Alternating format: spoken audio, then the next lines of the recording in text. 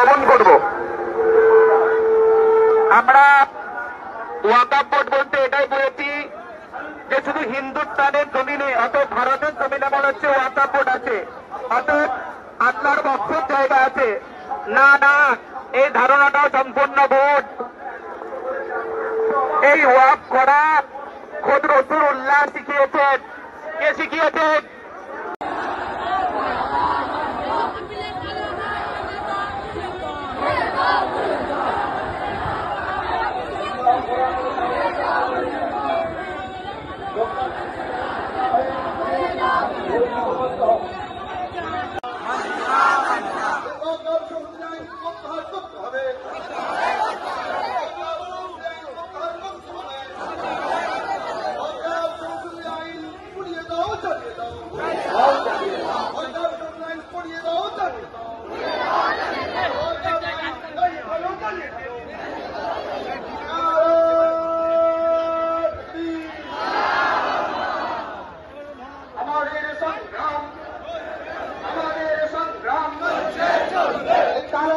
পুড়িয়ে ভালো জ্বালিয়ে ভালো।